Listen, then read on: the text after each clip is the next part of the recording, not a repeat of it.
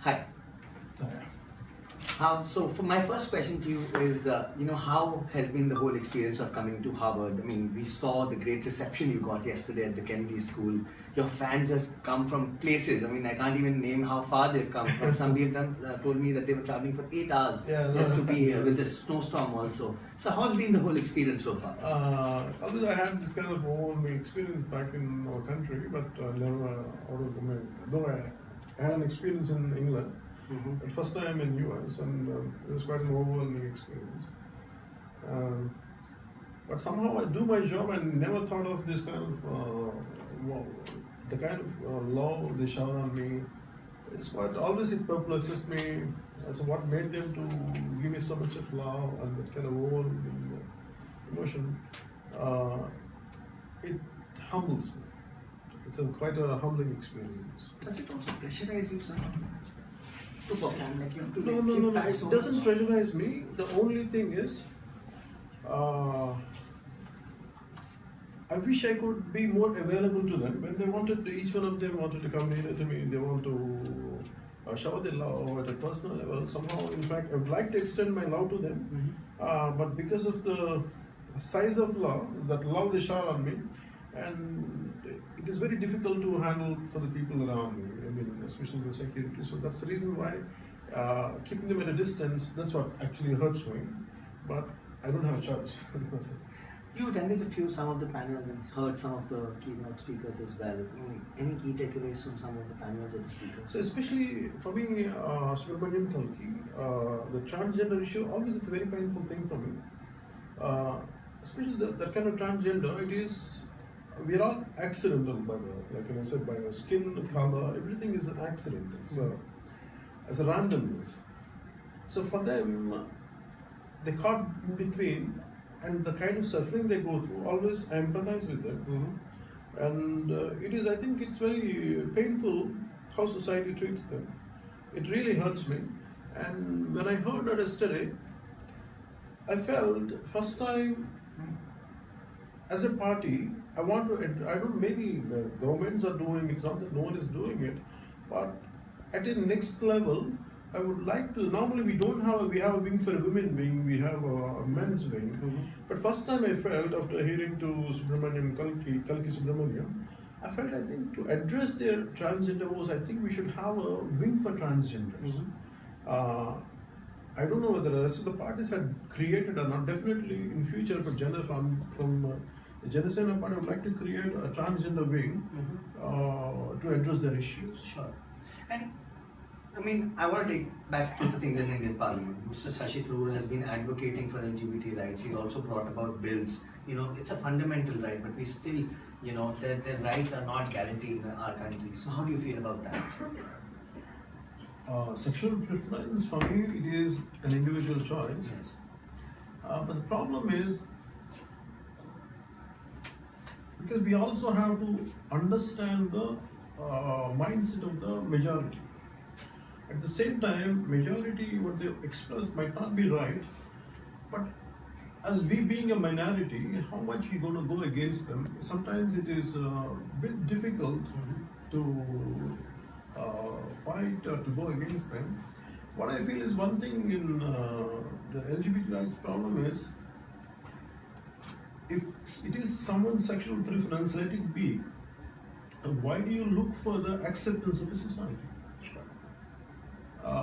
But no one intervenes or no one troubles them as long it is that. I think they should be able to safeguard it. If their fundamental privacy is being what I would like to say is being challenged, then I think that's there we have to come into. But you can't force everyone to accept the situation. So let's move on. Let's talk about the Janasena Party. Why do you think there was a need to actually set up Janasena Party, and what is the party's core ideology? See, for me, there are in India, when I was growing up, even yesterday, I tried to explain somehow, I could not get time. See, I grew up in my pre-teens and my adolescence, it was more in late 70s and till early 90s. See, I got exposed to different kinds. Even part of communism was still I was quite active in, and capitalistic, democratic capitalism was there. And for me, in India is a very complex and very a different country. We don't know what to adopt because we are culturally very diversified situation is there for us, and yet we feel oneness as Indians. At the same time, we're culturally we're so far away from each other. Even from every 100 kilometers, we don't accept the other culture. We have the problem. My feeling is, unless we feel united and we feel as that single pointedness, if we are together, the strength we can achieve is different. But constantly fighting within each other, and we have some kind of regional issues, we can have sub-regional issues, and constantly it hampers the growth. I feel, though we are united, cultural tolerance is missing in our country. Between said, I want to say what I wanted. Maybe I would like to express later. What I would like to feel is, we don't mind accepting a Alliance franchise. We don't mind accepting a German cultural center like Max Muller. How come within our country we don't have a cultural centers of each of our, in each of our languages? Always we feel away from each language. I don't belong to you. I don't speak your language. Somehow I don't know anything about the eastern part of India, Assam or Sikkim. Always it is like some troublesome issues will come back. But there must be a lot of cultural richness should be there, must be there, and there's a lot of great poetry must be there. I would like to get exposed to eastern part of India. I would like to get to western part of India, but where is the platform, government, the way they promote maximum, how Alliance franchise or other cultural centers are going? I think within India we have to promote our own cultural center to create that bonding between. That's a very strong thought. That's a very strong thought.